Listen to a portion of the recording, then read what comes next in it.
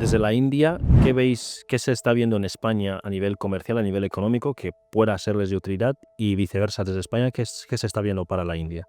Mira, realmente son dos países que no se miraban, que se están encontrando y se están descubriendo. Ujú. Y yo creo que este viaje ha servido para darse cuenta en ambos casos de que ahí estamos, porque realmente no se buscaban. O sea, impulsar este viaje ha sido algo que ha hecho el embajador de la India en España. El embajador de España en la India lleva poco tiempo, pero también tenía intención. ¿Y qué ha ocurrido? Que se han encontrado con las similitudes. O sea, la India es la quinta economía del mundo, va camino a ser la tercera, tiene 1.408 millones de habitantes, de los cuales un tercio son menores de 26 años, es decir, una población joven muy emergente, y una economía que cuando está creciendo está generando una clase media importante. ¿Qué le ocurre a la India hoy? Que es un gran consumidor absolutamente de todo. Ok.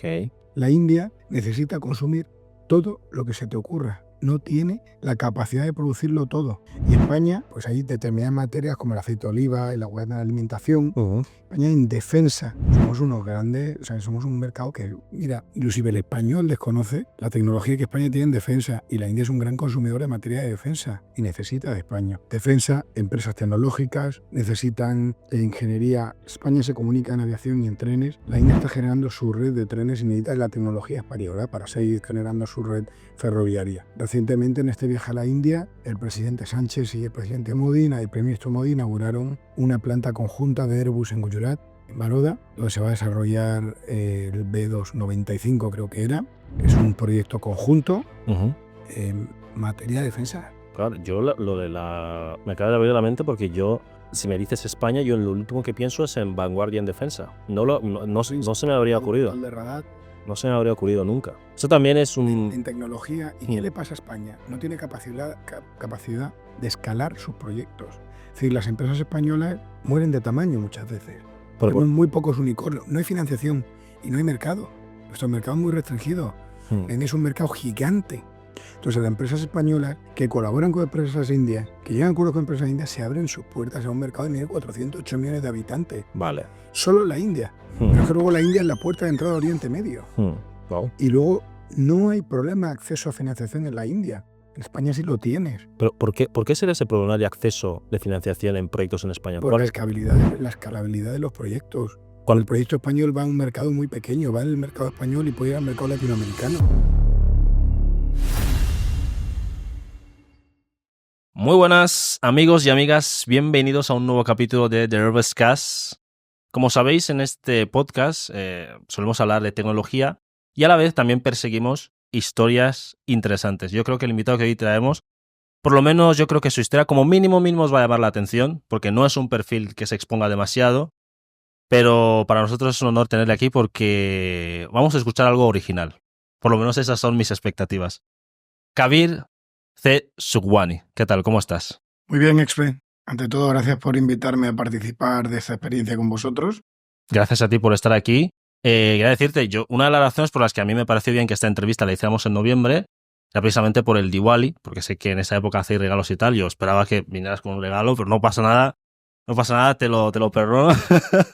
Los regalos se hacen 2 días antes de Diwali. 2 días. Ya tienes que esperar al año que viene. ¿Cuándo fue el Diwali? Porque a veces caen a principios, otra vez a mediados, o siempre cae en una fecha concreta. Diwali se basa en un calendario lunar, con lo cual son las 13 lunas. Ah, vale. Con lo cual, este año ha sido un Diwali un poco confuso. Vale. Porque en unos lugares del mundo ha sido el 31 de octubre. Sí. Y en otros ha sido el 1 de noviembre. Que tú lo celebraste el 1, si no me equivoco. Yo lo celebré el 31. El 31. Pero tú dices que los regalos se hacen 2 días antes. 2 días antes se hacen los regalos. ¿Pero qué tipo de regalos puede ser? Pues mira, generalmente en Diwali los hombres recibimos poco, la verdad. Ah, vale. Como siempre. En Diwali se le pide a la diosa de la fortuna, Lakshmi, y generalmente se compra oro, plata, piedras preciosas, dinero, y es lo que se le da generalmente a las mujeres como ofrenda a la diosa Lakshmi y a los niños. Qué bueno. Con lo cual es el día de Dhanteras, que es 2 días antes de Diwali. Así que llegas muy tarde. Tío, yo esperaba que yo venía aquí encantadísimo, pero bueno, no pasa nada. El año próximo nos lo apuntamos. Bueno, hablando del Diwali, que es, para los que no lo sepan, es una fiesta típica de la cultura... No sé si es de la cultura india en general o es de la religión hindú. No sé diferenciarlo. Es ambas cosas. Realmente es la festividad de las luces sobre las sombras, el triunfo de la luz sobre la sombra, y para nosotros es el comienzo del año nuevo hindú. Ok. O sea, claro, pero entonces... Pero el año nuevo típico, el calendario que seguimos todos, ¿también lo celebráis o El normalmente no? calendario gregoriano ya lo celebra el mundo entero. Vale, muy bien. Y además es el calendario por el que se rige el mundo realmente. Claro. Así que ya ese es un cambio, digamos, es igual que cuando yo era pequeño y pasé alguna Navidad en la India, Nochebuena no existía, hoy existe Nochebuena igual. O sea, no existe... Ya todas las... Bueno, cuando yo era chico aquí tampoco había Halloween. También, es verdad. Ahora, claro, es que todo la globalización. No sé si es la globalización, la televisión o como decían en mi época, los centros comerciales. Los centros comerciales también, claro que todo lo que pueda ser comercial al final se acaba convirtiendo en parte de la cultura. El Black Friday del que hablan las nuevas generaciones, en la nuestra no existía. ¿No existía? O sea, es algo relativamente nuevo. Vaya, es algo vaya. que ha venido con las .com. Bueno, hablando de todo esto de la India, del Diwali y demás, porque claro, tú tienes ascendencia india. De padre y madre. De padre y madre. Claro, porque vosotros, vuestra familia emigró de la India después del final de la guerra de la independencia, ¿no? De la India, ¿no? Mi abuelo llega a España, mi abuelo materno llega a España en 1949. Vale. A Tetuán y Tánger cuando eran protectorado español, Uh-huh. de ahí a Ceuta, de ahí a Málaga. Y sus hermanos se establecen en Madrid y Barcelona, de manera que podían tener comercio en todo el eje español, desde Ceuta hasta arriba, sin contar con las Canarias, ¿no? Que no era un punto de interés estratégico para la familia en aquel momento, porque era otro tipo de negocio. Pero desde la India vosotros ya erais una familia de comerciantes, de empresarios y demás. Sí, sí. ¿Y qué comercio hacíais? ¿De qué iba vuestra empresa? Pues mira, bueno, en la India no tenía nada que ver con lo que era aquí, eran zapatos. Cuando llega mi abuelo a España, se dedica a una industria que ya no existe, que eran las lámparas de radio. Antiguamente las radios funcionaban con lámparas. Vale. Y ellos pues trabajaban en una tienda donde vendían las lámparas de radio, que era lo que permitía que funcionase la radio.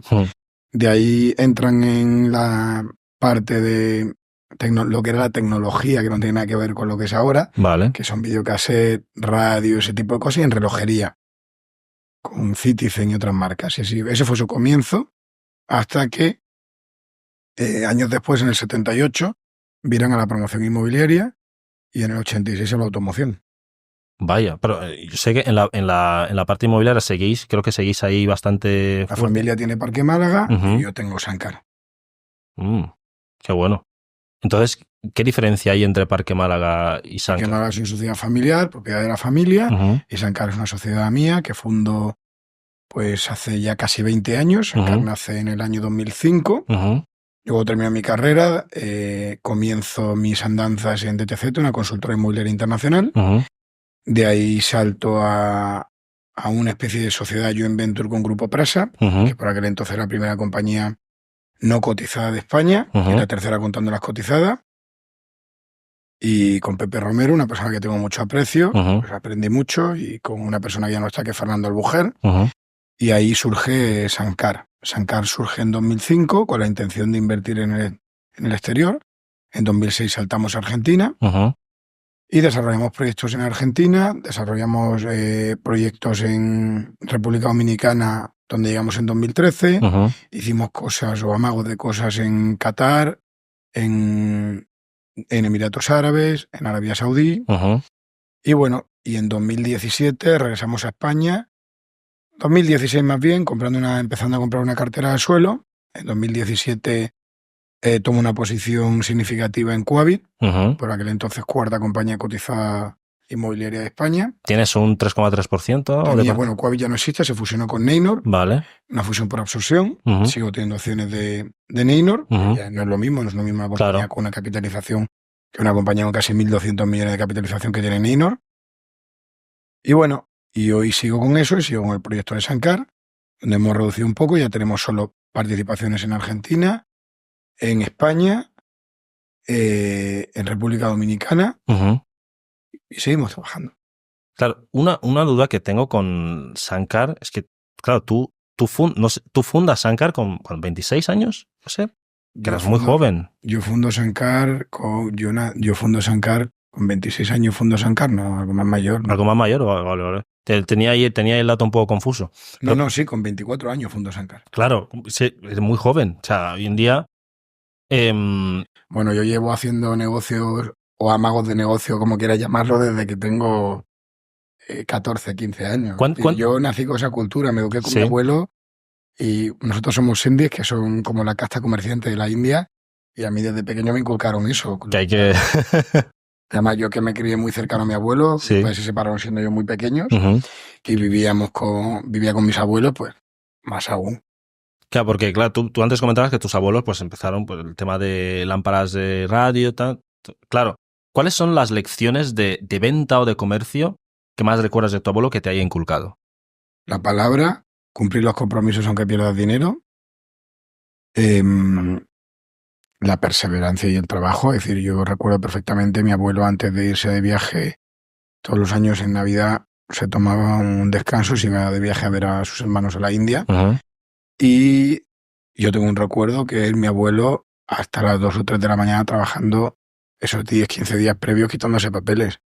Fue una persona muy, muy, muy, muy cumplidora Ujú. y de muchos valores. Una persona que siempre ayudó a mucha gente. Es el principal recuerdo que tengo. Ujú.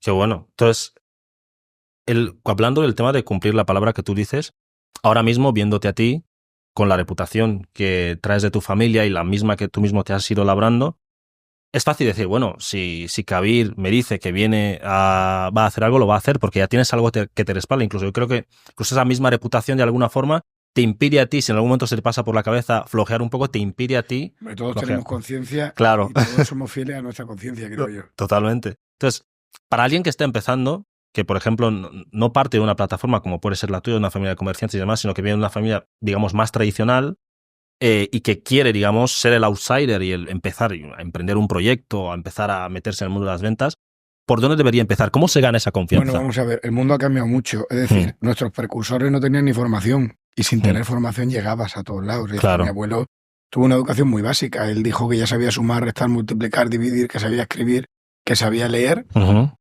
y que él no quería seguir estudiando y no cursó estudios superiores. Ok. Hoy yo creo que es muy, muy, muy importante que las nuevas generaciones se formen. El mundo ha evolucionado de una manera muy particular donde si las nuevas generaciones no se forman, tienen muy pocas probabilidades de salir adelante.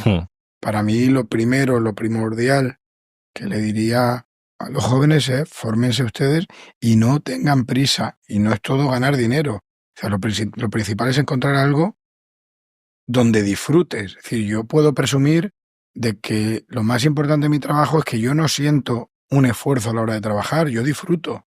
Es decir, yo me he levantado esta mañana, lo que es tarde para mí, porque serían las 8 de la mañana, algo antes de las 8 de la mañana, he hecho deporte y me he puesto a trabajar. Yo antes de venir aquí, y te pido perdón por haber llegado unos minutos tarde, he despachado con el embajador de la India en una conferencia. ¿Por qué? Porque yo no considero que esté trabajando, me dedico a algo que disfruto todos los días.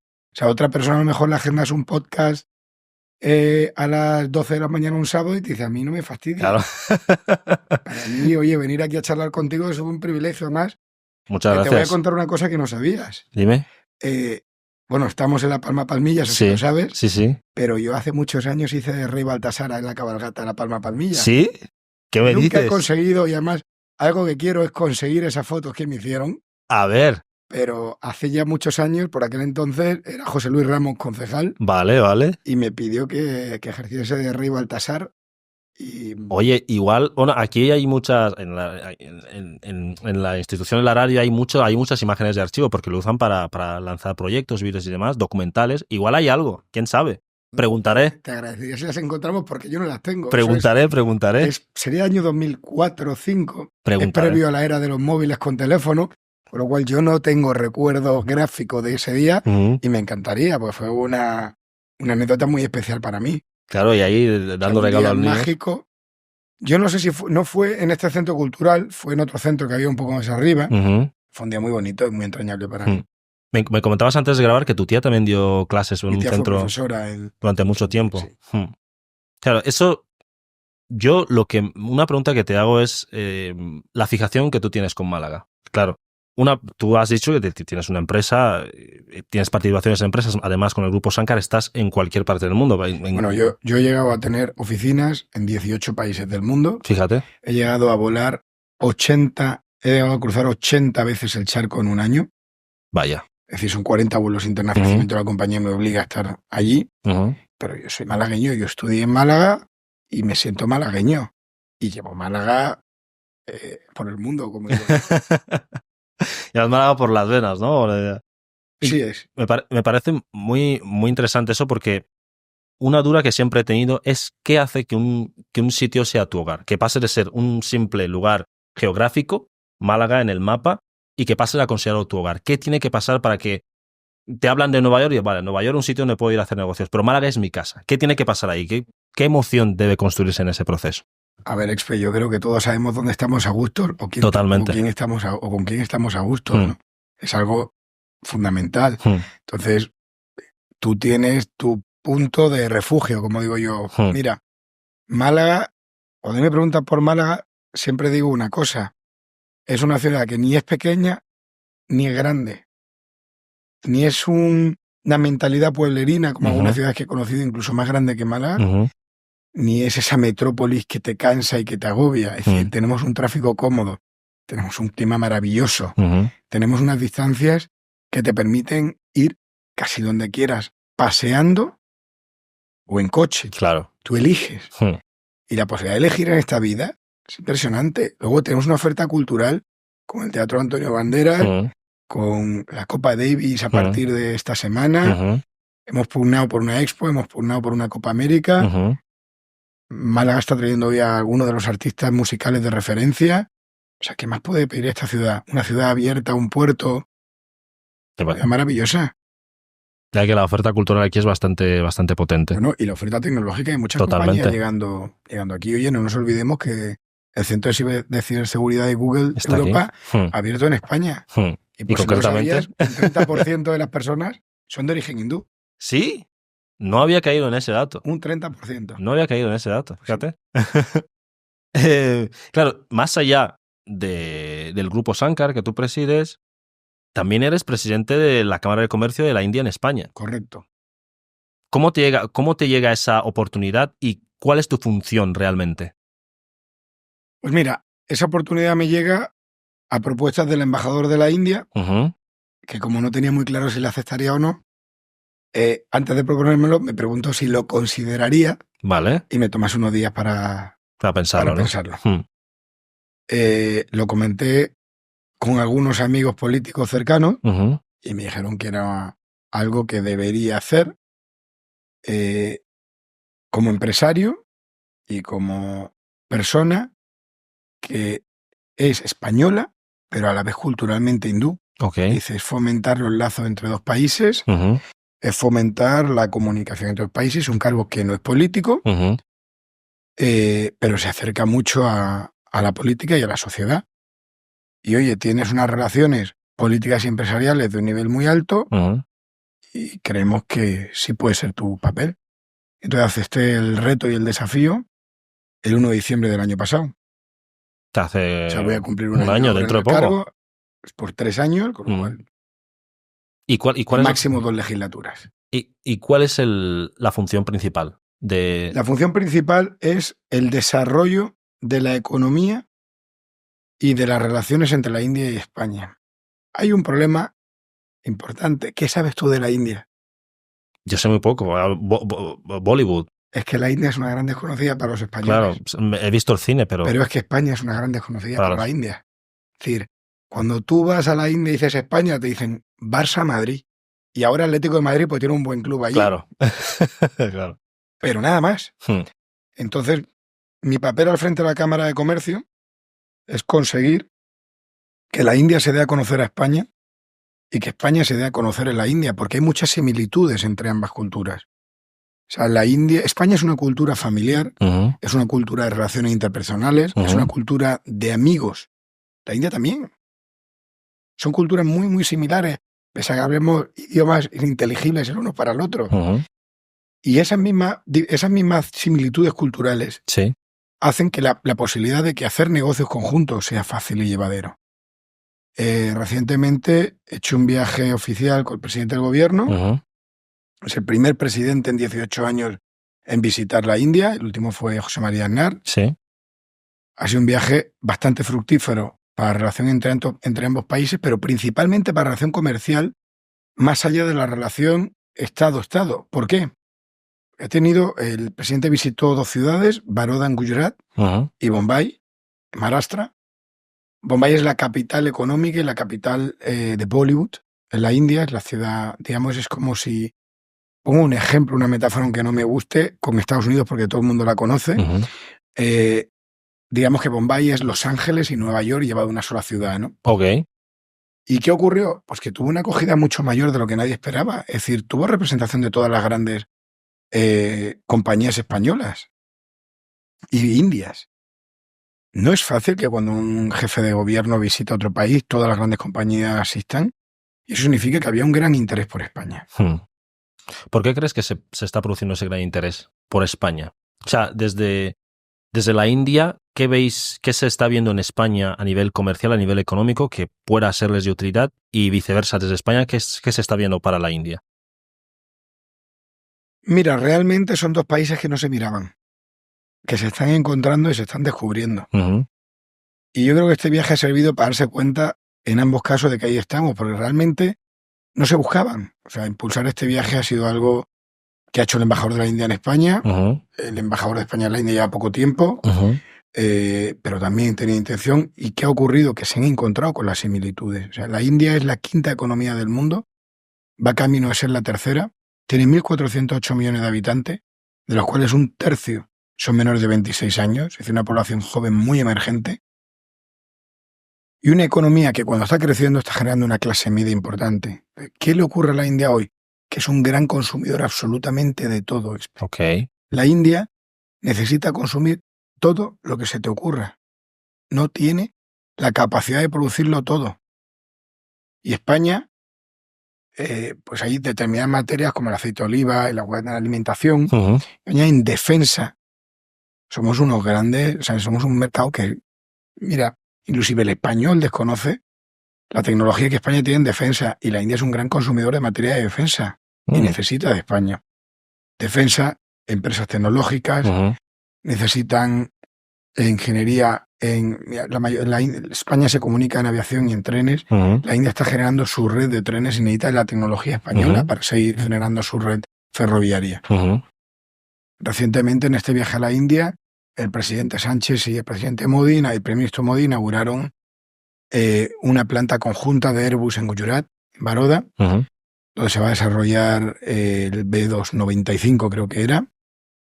Es un proyecto conjunto. Materia de defensa.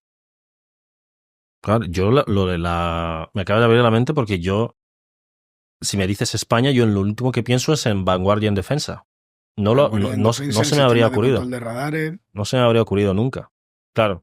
Eso también es en tecnología. ¿Y qué le pasa a España? No tiene capacidad de escalar sus proyectos.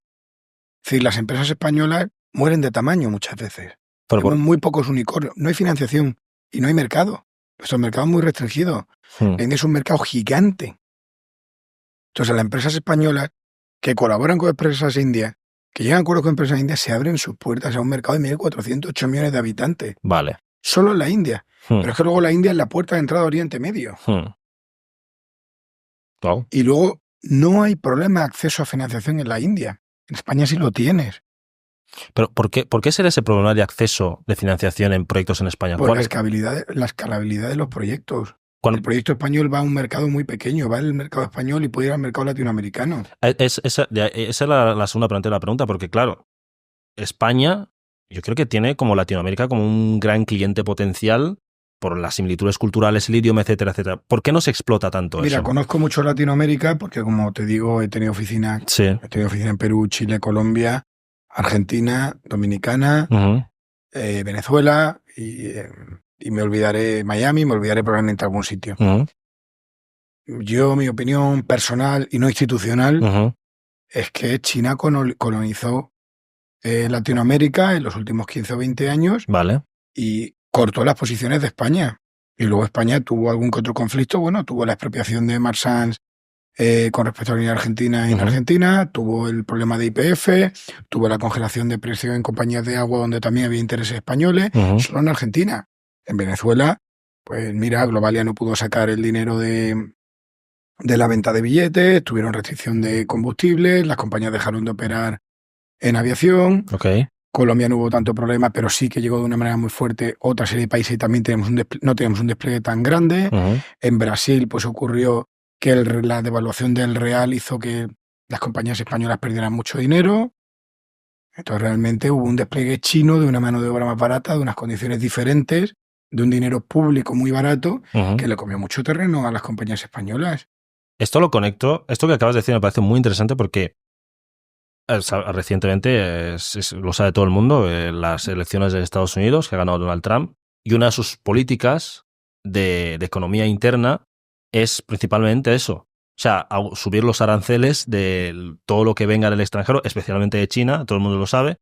Claro, esa medida de Trump, de alguna forma, no sé, directa o indirecta, yo aquí me pierdo, ¿tendría algún impacto positivo sobre el impacto de China en mercados como... O sea, o negativo para China en este caso, en mercados como el latinoamericano o el de otra parte del mundo, ¿o no? No sabría decirte. Mire, todavía no ha asumido el cargo como presidente. Vale. Sí está nombrando su gabinete, además lo está haciendo a una velocidad mucho mayor de la que lo hizo en 2016. Está nombrando un gabinete de mucho consenso y de un perfil muy profesional. Pero hasta que no comience su andadura y sus políticas no sabemos lo que va a ocurrir, no sabemos cuál va a ser la reacción de China ni la relación con China. Habrá que verlo. Es decir, al final, Trump en su anterior mandato tuvo puntos de mucho consenso con Rusia, con China, con la India, y hasta que no empiece el rodaje no sabemos lo que va a ocurrir. Sería hacer numerología. Yo especialmente tengo ganas de verlo, ¿eh? De verdad que tengo... Yo creo que el mundo entero está expectante a ver qué ocurre con los dos grandes conflictos bélicos que tenemos ahora mismo. Sí. Así como con China, la India. La relación entre la India y Estados Unidos es muy buena ahora. Ha sido muy creciente durante la última administración. Y yo creo que esta nueva administración la mantendrá. Hombre, teniendo en cuenta que se va a convertir en la tercera potencia económica del mundo, yo creo que les conviene que se mantenga la relación.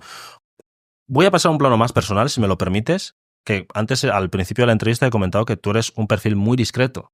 Tú tienes una agenda social, cualquiera que te ve en Instagram sabe la agenda social que tienes, y yo sospecho que esa es solo la punta del iceberg, que hay mucho más. Claro, teniendo una agenda social tan mediática, por decirlo de alguna forma, tú siempre has mantenido un perfil muy bajo. ¿Eso es a conciencia, es estratégico o es por cuestión de negocio? Porque cualquiera en tu posición se vanagloriaría de mira con quién me muevo, pero tú en tu caso es todo lo contrario. Bueno, la educación que me dieron y yo sí, tengo amigos conocidos, tengo cercanía a empresarios o políticos, pero mi vida personal es mi vida personal. Totalmente. Yo la puedo enseñar cuando quiero, a quien quiero, y sí, procuro mantenerme en un plano discreto y dedicarme a hacer mis cosas simplemente, ¿no? ¿Tú crees que eso es bueno? Porque cuando tú lideras ahora presidiendo la Cámara de Comercio de la India en España y siendo el presidente de un grupo como Sankar, ¿crees que mantener esa parte discreta de alguna forma te da una imagen de confiabilidad ante el público, los inversores o lo que sea? Es muy difícil medir eso. Es decir, yo cuando acepté el cargo sabía que iba a perder parte de mi discreción. Es decir, yo a mí me habían pedido entrevistas con anterioridad en muchas ocasiones en medios gráficos. Nunca había conocido ninguna. Y bueno, este año pues di 2. Nunca me había planteado venir a un podcast o una entrevista grabada. Y este año, bueno, pues lo he hecho contigo. Te lo agradezco. Me estreno aquí. Y porque al final el cargo me obliga a tener cierta visibilidad pública, me guste o no. O sea, entiendo que... Entro en aspectos personales porque estamos en mi tierra. Claro. Si no estuviésemos aquí, pues no habría entrado en aspectos personales. Claro. Mejor, ¿no? Yo creo que le irás cogiendo... Yo creo que te irá gustando. Sospecho que en el futuro puede que te vaya gustando un poco más. No lo sé. No soy muy amigo de las apariciones públicas. Suelo tener cuidado en no exponerme mucho, la verdad. Porque vivo muy tranquilo y quiero seguir viviendo así, ¿no? Eso es muy importante. Me gusta ser anónimo y desconocido o que me conozcan solo donde me tienen que conocer, ¿no? Eso es muy importante.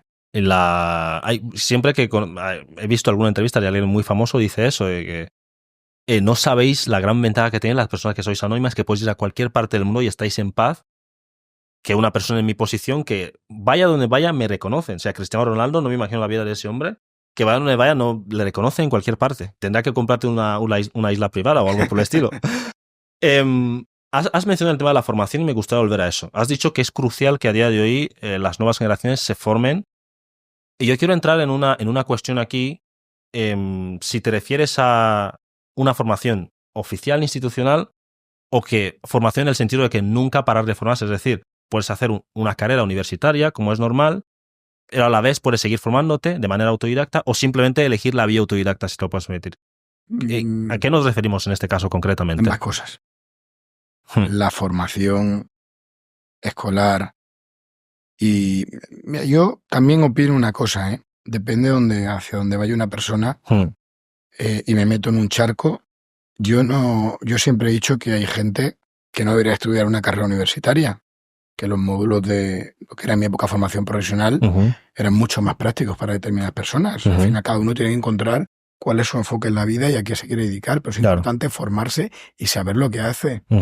Ser autodidacta ahora está muy de moda con YouTube y con Internet, etcétera, pero no es lo mismo que una persona te enseñe. Y luego vivimos en un mundo de constantes cambios en los que es fundamental no parar de formarse nunca. Yo hace poco pues viví con una persona muy cercana mía, pues que su hijo se estaba sacando carnet de conducir y yo decía, si tuviésemos que volver a sacarnos el carnet de conducir, lo aprobaríamos porque aquí hay muchas cosas que han cambiado. Claro.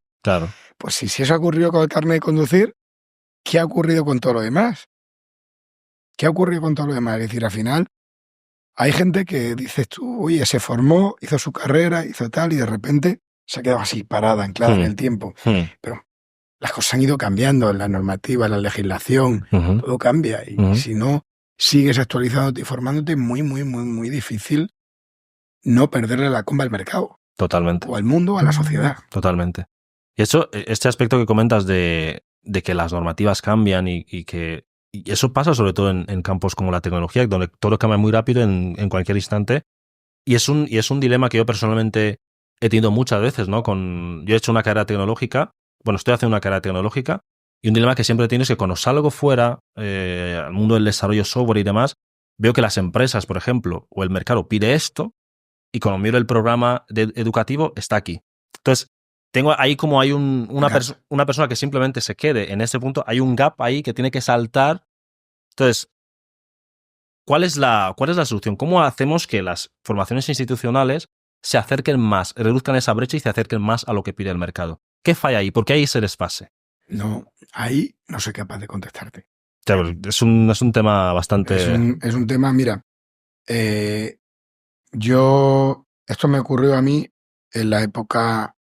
me acuerdo cuando hice la carrera, todo esto está muy bien, pero ahora cómo lo aplicas a la práctica. Claro. Y yo creo que al final esto está diseñado para que termines la carrera y tengas que hacer un máster para aprender a aplicar todo lo que has estudiado, ¿no? Claro. Y yo creo que un poco en tu sector pues gira prácticamente a lo mismo, ¿no? A que te dan un conocimiento básico y luego tu especialización la tienes que hacer en un posgrado. Claro. O en unas prácticas o en algo similar. Lo que sí es verdad es que el mundo va a una velocidad, seamos sinceros, que no existía la inteligencia artificial. No existía. No, para nada. Yo recuerdo una anécdota que contaba mi abuelo, ¿no? Dice, ¿quién me iba a decir a mí que yo vería una foto llegar en tiempo real desde una punta del mundo a otra? Cuando yo vivía en una época en que mandaba una carta que tardaba un mes. Claro. Y él se murió existiendo ya la videollamada. Fíjate. Es una pasada. Contaba la historia del primer fax que envía, que a la ordenanza que tiene en la oficina le pide que mande un fax, creo que era a Japón, no recuerdo bien. Y él, que era muy cumplidor, recibe una llamada de que no había llegado. Yo veo el fax. El documento. Entonces llama a la ordenanza. Antonio, yo te di un papel para que mandaras, sí. Y lo mandaste, señor. Yo es que cuando vi la máquina y me dijo usted que había que meterlo ahí y yo vi el cable, dije, esto no se va a liar tan fino como para entrar por el cable. Claro. Y mira ahora, que yo, por ejemplo, lo que digo, yo pasaba mis años de pequeño, mis veranos de pequeño en la India, y yo hablaba con mi familia, con mi madre y con mis abuelos que estaban aquí, el fin de semana si no había lluvias monzónicas, porque si había lluvias monzónicas las comunicaciones se cortaban. Claro. Y hoy yo estoy en cualquier parte del mundo y nadie sabe ni siquiera que estoy fuera de España, porque mi teléfono móvil suena igual, Claro. mis mensajes llegan igual y todo funciona de la misma manera. Hmm. No hay ni roaming ya. Claro, es prácticamente. que la digitalización va a un ritmo impresionante. Impresionante. Bueno, una duda que tenía al investigar sobre ti, al ver un poco los negocios que tenías, yo me gustaría saber un poco la mentalidad ¿cuál es la diferencia de mentalidad entre el empresario y el emprendedor? Es decir, ¿desde qué perspectiva dejas de ser emprendedor y pasas a ser empresario? ¿Cuál es la diferencia de motivación, de disciplina entre un perfil y otro? Porque tú has pasado por los dos No dobles. hay una diferencia de perfil, no hay una diferencia de motivación. Tú cuando comienzas un proyecto te catalogan de emprendedor, que es una palabra nueva, como digo yo. Claro. No existía. Antes todo el que empezaba un negocio era un empresario. Claro, directamente ya. Entonces, oye, ahora le llaman emprendedor al tipo cuando empieza su negocio. Y llega el momento en el que tienes una estructura, unos empleados, tienes unas obligaciones y ya estás convertido sin querer en empresario. Tienes sueldos que dependen de ti, familias que dependen de ti y tienes una continuidad. Al final el emprendedor, pues por decirlo de alguna manera, es cuando te lanzas a un sueño y el empresario es cuando ya consigues ese sueño y tienes que mantener que sea estable en el tiempo. Vaya, pues buena forma de explicarlo. O sea, es como que el emprendedor es como el primer impulso, el primer gas, y luego el empresario es que hace que el coche se mantenga en marcha. Digamos que más bien es la primera idea. La primera idea. Incluso, Vale. Idea, ¿no? Primera idea, primer sueño. Vale, ok. Claro, yo creo que la idea de emprendedor y empresario también tiene que ver con el contexto cultural de cada persona, porque aquí en España en general, cada vez, por lo menos desde mi punto de vista, afortunadamente, la gente joven, la idea de emprender, o por lo menos los círculos donde yo me muevo, la idea de emprender, de hacer empresario, es cada vez mucho más potente a pesar de las dificultades que puede haber. Entonces, pero en general, la gente de otras generaciones y la mayor parte de la población ve al empresario como una persona. El empresario en general es el malo. Expe, ¿cuántos años tienes? Yo tengo 26. 26. Sí. Yo tengo 43, ¿vale? Cuando yo terminé de estudiar, no existía ese término de emprendedor. La mayoría de mis amigos se fueron a trabajar a compañías, bueno, amigos y compañeros se fueron a trabajar a compañías. De hecho, yo empiezo mis andaduras como delegado de ETZ. Me fui a trabajar a una compañía, vale. Ni siquiera la familiar.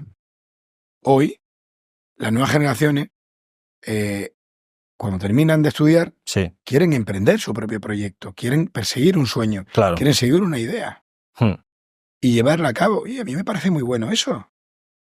Muy bueno. Bien, claro. Pero es algo que ha ocurrido, es un cambio generacional. No existía antes. Antes la gente buscaba una estabilidad. Y ya si te vas a la generación anterior a la mía, eran los padres los que ya te estaban pinchando desde el primer momento. Vas a irte a trabajar a tal sitio, vas a hacer no sé cuánto, vas a estar con no sé quién. Ni siquiera te lo buscabas tú. Claro, por eso se ha dado esa evolución cultural ahí de... Claro, pero también hay como... ¿Y las dificultades que aparecen? Yo, por lo menos, tengo muchos amigos que están empezando su startup y demás. Hay muchos que se están planteando muy seriamente irse fuera de España, porque por las condiciones fiscales yo tampoco soy muy experto en eso. Financiación, sí. Escalabilidad de proyectos, lo que hablábamos antes. Totalmente. De hecho, una de las cosas que desde la India queremos también fomentar con la Cámara de Comercio es traer inversión de la India para conseguir apoyar a esas startups españolas para que se vuelvan escalables fuera también, para que no piensen solo en el mercado español. Es muy difícil llegar. O sea, yo he tenido la suerte de conocer y de ser amigo personal durante muchos años, pues por ejemplo de Paco Ávila, que creó una de las grandes compañías de formación online, o de Félix Ruiz, que creó 20, Jovan Talent, ahora Playtomic.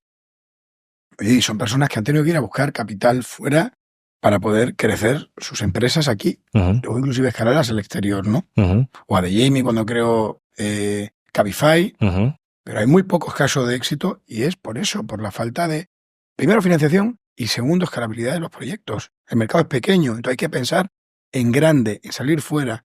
¿Cuál es la diferencia entre un empresario hindú y un empresario español? Yo que me toca ambos, claro. Que el empresario hindú piensa en un mercado de 1.400 millones de habitantes, más todo Oriente Medio.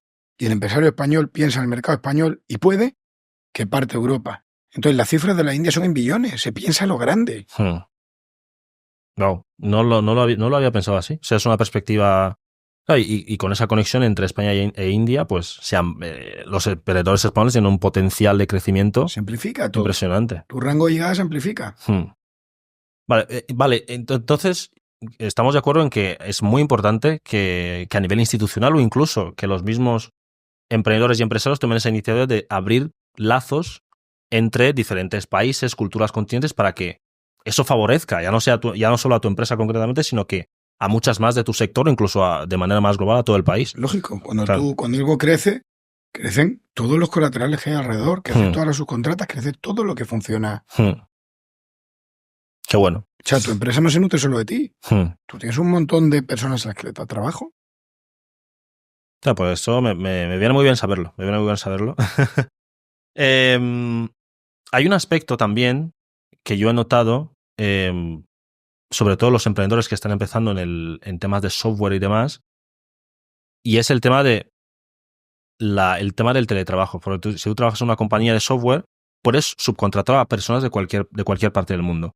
Esta conexión, está bien sabido que, por ejemplo, lo que tú pagas a un profesional aquí de software, en la India puedes pagarle una parte mucho más inferior, el peso de la moneda es diferente y las condiciones pueden ser diferentes. Claro, esta conexión que se produzca entre España e India va a igualar de alguna forma hipotética, no exactamente, pero de alguna forma va a equilibrar las condiciones laborales. Es decir, si yo desde aquí te cobro 2.000 euros por hacerte un trabajo de software, ¿en la India te cobraré lo mismo o variará? Vamos a ver. Esta pregunta es muy, muy complicada de resolver, pero además también tienes que tener en cuenta algo fundamental. El coste de la vida en la India no es el mismo que el coste de vida aquí. 2.000 euros aquí dan para menos que 2.000 euros en la India. Entonces, claro, los sueldos en la India están subiendo. Hablar de equiparación salarial es muy complejo, porque al final tú lo que tienes que ver es la equiparación en el nivel de vida, y esa ya la hay. Vale. Esa ya la hay. Vale. Entonces, partiendo de esa base, la hay, se va acercando, el mundo entero se va acotando, pero, es decir, te llevo al siguiente vértice. ¿Cobra lo mismo un programador de software en Estados Unidos que aquí? No. De luego que no. Pero vive igual. En muchos casos sí. ¿Por qué? Porque le cuesta mucho más caro el alquiler del piso en Estados Unidos, le cuesta mucho más caro el supermercado en Estados Unidos, le cuesta mucho más caro el transporte en Estados Unidos, le cuesta infinitamente más caro el seguro médico en Estados Unidos. Entonces, al final, dices tú, esa ecuación cero o esa ecuación de ahorro de vivir bien, a los dos les da lo mismo. Vale. Sí, totalmente. También aquí hay un aspecto importante, y es que lo hemos mencionado así un poco por encima a la hora de toda la conversación, y es que, claro, tú puedes ser un empresario, pero siempre estás sujeto a las legislaciones que establezcan los políticos. Entonces, una cosa que me causa mucha incertidumbre es cuando al final los empresarios y emprendedores son el motor económico de un país o de cualquier región. Cuando al frente los que toman las decisiones no tienen experiencia en el mundo, en el campo privado, en el mundo empresarial, ¿realmente tomarán decisiones congruentes con las necesidades de los empresarios o del pueblo en general? Eso a mí me causa mucha incertidumbre. Cuando miras el currículum de algún político de alta gama de cualquier país o de cualquier región, a veces ha tenido experiencia en el campo privado, como es el caso de Donald Trump, por ejemplo, pero luego otros que no, que solo están en la política. Entonces a mí me causa mucha incertidumbre decir, ¿esta persona va a decidir realmente lo que es mejor para el conglomerado de los emprendedores y empresarios? Es una pregunta muy compleja, porque también te puedo decir que ha habido grandes empresarios que han llegado a liderar países y no han funcionado. No lo han conseguido. Yo lo he vivido en varios países de Latinoamérica, empresarios de muchísimo éxito. La política es algo muy complicado.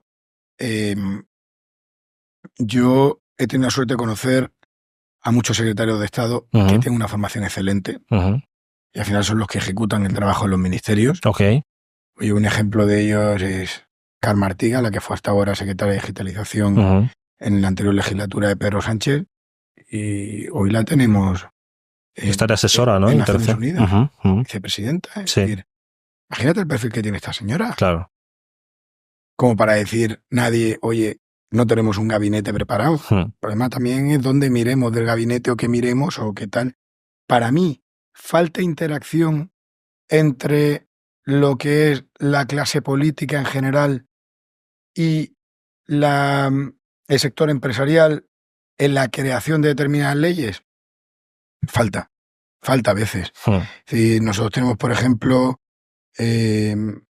aquí a Ignacio Peinado en la Asociación de Promotores y Constructores, que es un tipo con muchas ganas y mucho impulso, que va apretando y, por ejemplo, pues la Junta de Andalucía ha ayudado mucho en la redacción de determinadas leyes relacionadas con el sector inmobiliario, que es el mío, y en Madrid también va tirando y apretando a ver cómo consigue poder participar, y yo creo que los políticos tienen que buscar consenso con el empresariado a la hora de legislar determinadas materias. ¿Por qué? Porque nosotros también sabemos lo que ocurre. Claro. Es decir, el usuario final de la vivienda viene a nosotros a quejarse. Claro. No va a quejarse a un gobierno, no va a quejarse a un diputado ni a un senador. Viene a nosotros a llamarnos, oye, ¿por qué es que me vende la vivienda muy cara? Oye, ¿por qué es que esto no sé cuánto? Oye, yo creo que sí, que hace falta fomentar la colaboración público-privada a la hora de legislar en determinadas materias. Claro. Y aquí está donde está el punto. Los empresarios tienen, no sé, estoy preguntando desde la ignorancia completa, ¿tienen algún tipo de representación? Es decir, cuando sale alguna ley o se quiere aprobar alguna ley por parte de la clase política y que puede afectar a los empresarios, vosotros os reunís y decís, mira, pues os reunís con algún representante y decís, mira, pues estas son las quejas o estos son los posibles puntos flacos o puntos gordos de este proyecto que queréis armar. Tú, como sé el portavoz nuestro, llévalo al político de turno para que de alguna forma influir en la decisión. Esa es la labor de la mayoría de las cámaras y asociaciones que hay de las distintas materias. Okay. Y de hecho, cualquier persona que tenga interés en una determinada ley puede solicitar asistir a las votaciones inclusive y vivirlas en vivo en el Congreso de Diputados. Okay. Pero ya decirte hasta qué punto se le escucha o no se le escucha a una persona, a una asociación, hay que preguntarle a cada uno de ellos, hay que ver el momento también y hay que ver que, hombre, que los políticos también velan por la ciudadanía en general y no solo por los intereses privados y su obligación. Entonces es muy complicado. Y también hay que pensar que no todo puede ser que favorezca al empresario. Hay que mirar por la población. Claro. Hay que buscar ese punto de equilibrio siempre. Claro, totalmente. Tú, en tu posición, yo me imagino que no debe ser fácil, o por lo menos cuando iniciaste, no debe ser fácil despedir a gente o incluso contratar. A contratar es mucho más agradable cuando encuentras al perfil adecuado. Esa pregunta te la haré después, pero quiero saber sobre todo, porque mucha gente no me la suele responder, ¿cuándo hay que decidir despedir a alguien y cómo se despide de manera que la relación de alguna forma de esa persona con la institución o la empresa o lo que sea siga siendo favorable, que no haya demandas de por medio, que no haya... Es muy difícil que la relación siga siendo favorable porque todo el mundo se siente traicionado cuando le despides. ¿Incluso se ha hecho mal el trabajo? El ser humano, por naturaleza, y me incluyo, porque también el ser humano es egoísta, el ser humano comete errores. Yo he cometido muchos errores a lo largo de mi vida. Unos me lo han perdonado, otros no. Nos cuesta a todos reconocer cuando hemos cometido un error. A veces lo reconocemos para adentro y no somos capaces de decirlo fuera. Es importante ser capaz de hacer autocrítica y decir, oye, me he equivocado, esto no lo he hecho bien. Pero siempre, cuando se termina una relación laboral por un despido, la otra persona recuerda lo que ha hecho por ti. Es como en las relaciones personales. Yo te cuento todo lo que he hecho por ti, pero no meto en carga todo lo que tú has hecho por mí. Okay. Es una relación de amor, como digo yo, ¿no? Exactamente igual. La gente no recuerda lo que tú hiciste, recuerda lo que ellos hicieron por ti. Claro. Y a veces hay que hacer autocrítica y decir, y también te digo, hay veces que el error no es del empleado, el error es tuyo, que contrataste a una persona que no vale para el perfil donde tú lo has querido poner. Y esto pasa principalmente en el fútbol. Hay veces que un equipo se gasta una fortuna en un jugador y lo quiere poner a jugar en una posición que no es la suya. Y el malo es el jugador, ¿no? Perdón. El malo eres tú, que has querido reinventar a un tipo donde no funcionaba. Admite tu error, ¿no? Pues también nosotros a veces tenemos que hacer autocrítica y admitir como empresarios que nos hemos equivocado y hemos puesto a alguien en una posición en la cual no nos servía. Y ojo, y entender que a veces le hemos hecho hemos fastidiado a esa persona, porque podía haber sido otro sitio donde ya llevase X tiempo. Claro, lo que decía, creo que era Einstein, que decía, si pones a un pez a escalar un árbol, claro, lo hará fatal. Claro, y aquí, ¿tú eres de delegar, Kabir, o eres más de... ¿Te gusta estar encima de los proyectos, meterte en todas las patas, en todos los aspectos del proyecto? ¿O eres más de delegar? Mira, tú te encargas de este parlamento, este de otro. ¿Cómo funcionas tú? Tuve una época en la que estaba absolutamente metido con los pies de barro en todo. Uh-huh. Y hoy tengo la suerte de tener un buen equipo en el que delego. Uh-huh. Y el día a día de la compañía funciona solo gracias al equipo. Tengo un equipo magnífico. Y sí que, hombre, decisiones estratégicas pasan por mí, como es obvio y lógico, pero en el día a día la compañía funciona sola y yo la dejo que funcione porque saben hacer las cosas. ¿Cómo seleccionas tú a la persona adecuada? ¿Qué tiene que tener? ¿Qué tiene que tener? Depende del puesto. Muy difícil. Oye, un portero tiene que saber para el delantero tiene que saber meter goles. O sea, ¿para qué puesto? Más allá de la habilidad técnica que puede ser un director de finanzas, pues tiene que saber de finanzas y tener experiencia en el sector. Pero ya hablo en el campo humano. Para mí es muy importante la lealtad, el compromiso con la compañía y creer en las ideas, porque al final una compañía es una idea. Vale. Pero si tú crees en idea y en hacia dónde yo quiero ir, pues lo llevaremos bien. Si tú no crees en el proyecto, ni tú vas a estar a gusto ni yo voy a estar a gusto. Pero luego la lealtad, porque vivimos en un mundo donde todo el mundo te hace una oferta mañana para ir a otro sitio, todo el mundo dice, estamos en un mercado muy dinámico, ahora mismo falta mano de obra. O sea, no es fácil encontrar empleados ahora mismo. Pero tú ahora mismo yo estoy en proceso de búsqueda de algunos puestos ahora mismo, y oye, y no hay oferta en el mercado. Málaga tiene... Hay un déficit ahora mismo de puestos laborales. En tecnología más todavía, que se tiene que importar. Tecnología va a seguir creciendo el déficit, porque siguen llegando más compañías tecnológicas a Málaga. Estamos ahora mismo totalmente de moda, ya no en Europa, fuera de Europa. Claro. Y ese es un punto, yo creo que clave, el que has dicho de la lealtad. Pero ¿cómo mido? Si tú y yo nos acabamos de conocer, yo me quiero poner en tu posición cuando tú te sientas con una persona y le estás entrevistando para un trabajo o estáis cenando o lo que sea. Claro, la lealtad la puedes medir cuando han pasado unos años, esa persona ha estado contigo. Pero desde el primer momento, en la primera conversación, ¿cómo intuyes que esa persona te va a ser leal? Mira, la intuición, dicen que los 5 primeros segundos definen la dinámica entre dos personas, el resto es lo que nosotros tardamos en darnos cuenta de lo que esos 5 primeros segundos quisieron decirnos, ¿no? Ok. Y más o menos cuando tienes tantas reuniones como tengo yo al cabo del día, empiezas a depurar y a darte cuenta de cómo son las personas en muy poco tiempo. Eso no quiere decir que no te equivoques, porque te equivocas también. Pero bueno, al final ya hoy hay empresas que te dan un informe y te cuentan de dónde vienes, tú ves el bagaje que tiene, los años que ha estado en una empresa o en otra, y sabes que cuando una persona ha rotado mucho, pues probablemente sea por algún tema por algún tema de eso, salvo que haya una causa personal o un desplazamiento. Y entonces esas cosas te las suelen contar. Es decir, una persona pues ha cambiado 4 veces de ciudad, pero ha cambiado 4 veces de ciudad por un tema familiar, se lo cuenta, oye, mira, yo me he encontrado con gente, ¿no? Es que mi mujer la van cambiando de puesto y va subiendo puntos y yo la voy siguiendo. Porque tú lo primero que ves cuando una persona ha cambiado 4 veces, bueno, claro, le estarán despidiendo o qué problema tiene, tal. Es que se va de una ciudad a otra o que ahora, no, mire, es que esta persona se adelanta a ti y te dice, no, que voy siguiendo a mi mujer. Claro.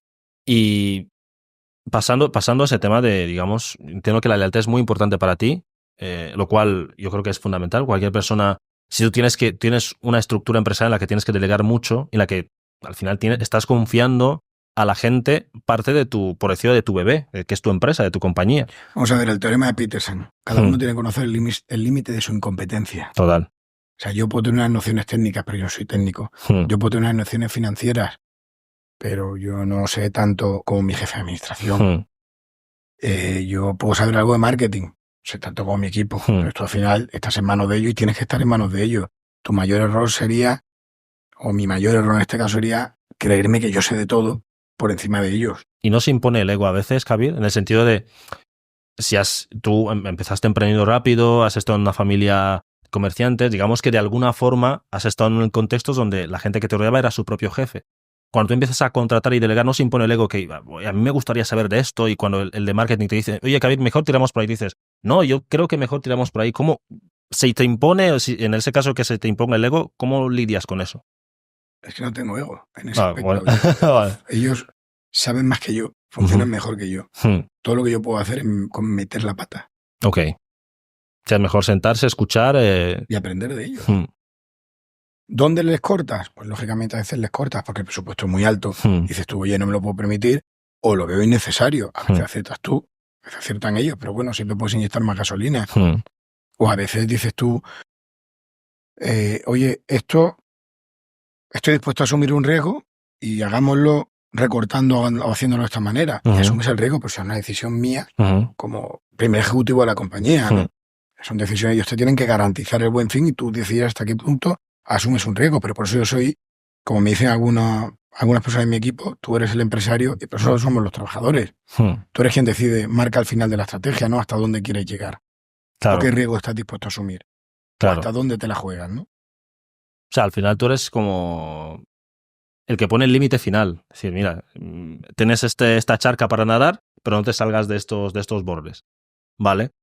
Y cuando hay cuando tú tienes un equipo de números 1, esta es una duda, a mí, te confieso, o lo habrás intuido, a mí me gustaría estoy haciendo mis primeros pinitos en el mundo de la empresa. Yo sueño con que algún día pueda ser un empresario y que pueda tener un impacto positivo real y además rentabilizarlo, evidentemente.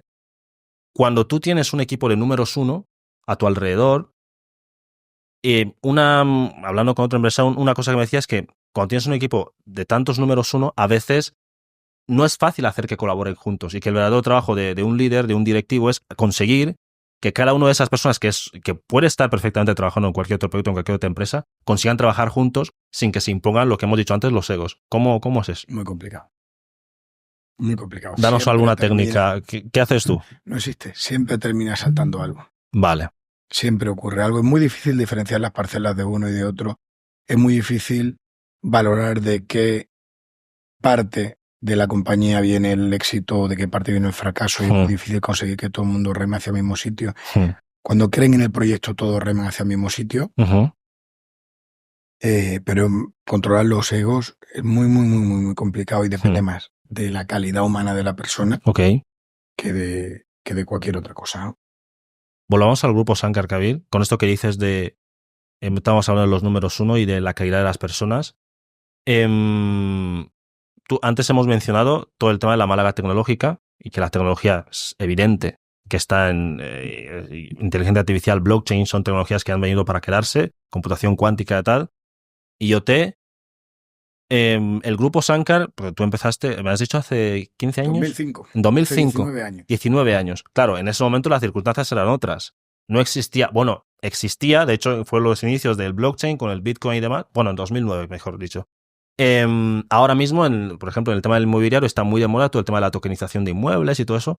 El grupo Sankar, ¿qué perspectiva está poniendo sobre esas tecnologías presentes y ya futuras? Hemos tenido 2 acercamientos de compañías que nos han ofrecido tokenizar proyectos, pero no lo hemos conseguido nunca. Al final les cuesta terminar de lanzarse. Ten en cuenta que son cosas caras, cosas difíciles de tokenizar. Claro. Yo no conozco ningún proyecto de éxito, sí que conozco plataformas de coinversión como es Urbanitae. Hemos trabajado con Terram, los inversores de Urbanitae, nos ha ido muy bien. Se hace una obra con ellos en Estepona. Y creo que sí, que es el futuro. ¿Por qué? Porque desde 500 euros permite a un inversor entrar en una rentabilidad. Totalmente. Tener un equipo entero que les asesora y vela por sus intereses. Y lo veo importante, lo veo el futuro. La tokenización es algo que me cuesta más entender. Es algo que no he conseguido ver todavía un ejemplo de éxito, pero la coinversión, como el caso Urbanitae, oye, nos podemos remitir a lo que ocurre. En 4 minutos colocan una promoción entera. Claro. O sea, eso de la coinversión, ¿cómo funciona exactamente? O sea, no hay blockchain de por medio, sino simplemente... No sé cuál es la tecnología que utilizan, ciertamente, pero bueno, al final tú inviertes desde 500 euros para entrar a financiar un proyecto que necesita una financiación inmobiliaria. Ok. Pero un proyecto, imagino que estará iniciando, o es como, por ejemplo, compras un inmueble, lo pones a alquiler y tienes dividendos. Pues mira, ellos realmente lo que hacen es financiar promociones inmobiliarias. Sí. Y bueno, yo no sé cuántos son los riesgos que asumen o no, pero en el caso, por ejemplo, de las operaciones que yo he analizado con ellos, Nos han pedido un nivel de preventas que permita que no asuma ningún tipo de riesgo su inversor, con lo cual es una inversión muy segura para ellos. Y en el campo del negocio inmobiliario, que me parece muy interesante, yo veo que es un campo, desde fuera lo veo como muy arriesgado porque hay muchas variables. Es decir, dependes de personal, no es como un SaaS que creas y bajo suscripción y solo tienes que asegurar que la parte técnica funcione y demás. Un negocio inmobiliario tienes que, si vas a empezarlo desde cero, un proyecto, contratar al arquitecto, al ingeniero de estructuras, el equipo de construcción, etcétera, etcétera. Claro, en un negocio que parece como que ya está todo muy bien estructurado, donde tienes que hacer A, B o C, ¿cómo se escala? Más allá de la expansión que tú me has dicho, que habéis estado en varios países, más allá de lo que es expandirse geográficamente, ¿qué otra alternativa de escalabilidad tenéis? Es muy difícil escalar. O sea, al final hay una realidad. Tú tienes una inversión hecha y hasta que no recuperas tu inversión y coges tus beneficios no puedes hacer la siguiente. Ok. ¿Y los Así márgenes es muy complicado. son altos o relativos? Depende del proyecto. Vale. Todo lo que te diga es mentira. Oye, tú entras en un proyecto porque crees que los márgenes son altos. Hombre, claro. Puedes encontrar que la dilación del tiempo te coman intereses. Te puedes encontrar con problemas constructivos que te representen sobrecostes. Si tú ya has vendido antes, no lo puedes trasladar al comprador, con lo cual te comes margen. Y por tanto es muy difícil. Es decir, lo que tú dices, una promoción es una inversión viva. Va cambiando todos los días. Vale. Te pongo un ejemplo tonto. Oye, ha caído una lluvia ahora tremenda con la Dana. Pues no tenías previsto bombas de extracción de agua del sótano. No. Ya te ha subido el precio de tener que sacar el agua de allí. Ok. En un ejemplo muy tonto. Sí, no. Aplicaciones a la hora de ejecución de algo, un cambio de normativa de cualquier cosa. Claro, eso también, con todo esto de la Dana que tú comentas, mucha gente que se dedica al mundo de la empresa lo comentaba, ¿no? Dice, uno de los riesgos que uno tiene que tener cuando vas a iniciar un proyecto en alguna ciudad o en alguna parte del mundo es saber más o menos las condiciones geográficas y meteorológicas que tiene ese sitio, aunque sucedan en periodos de tiempo no muy habituales. Pero eso como, o sea, en el caso de Valencia, cualquier persona que montara un negocio en Valencia en 2010, no sé si se imaginaba que podría pasar esto en 2024. No lo sé. Yo creo que no lo pensamos ninguna. Claro. En el año 89, yo yendo al colegio, recuerdo que además me mandaron ese día al colegio y me volví. Fueron las grandes inundaciones de Málaga. No se han vuelto a dar desde el año 89. Nadie pensaba que podía ocurrir una cosa así en Málaga. Y también digo una cosa. Yo creo que Málaga no ha sufrido víctimas mortales y Málaga ha sufrido pocos daños dentro de lo que cabe. Sí. Y perdón, porque habrá gente que sí ha sufrido grandes daños, pero dentro de lo que cabe, gracias o por desgracia lo que ocurrió en Valencia, que ya nos dejó un aprendizaje precavidos a que esto podía ser un desastre. Lo que ocurrió en Valencia ha sido un daño humano y personal desproporcionado, sobre todo desproporcionado para el poco tiempo en el que ha ocurrido y los días que lleva la gente trabajando en arreglarlo. Y si te fijas, por ejemplo, ahora los planes de inundabilidad que se estudian desde la administración miran a 500 años atrás para ver cuándo ha ocurrido esto y con qué frecuencia ocurre, pero al final hoy se han encauzado ríos, se han cambiado. En fin, el agua tiene que salir por algún sitio. Claro. Y el cielo es algo que no podemos controlar y la tromba no la podemos controlar.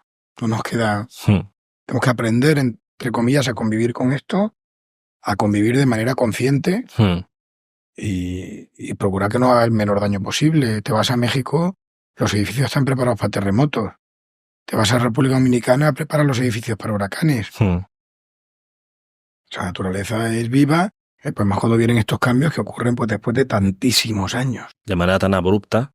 O sea, es evidente que yo no puedo entrar porque no desconozco, pero la percepción que se ha visto desde fuera, por ejemplo, en el caso de la gente de Valencia, un descontento general con cómo se ha gestionado todo, con la administración y demás.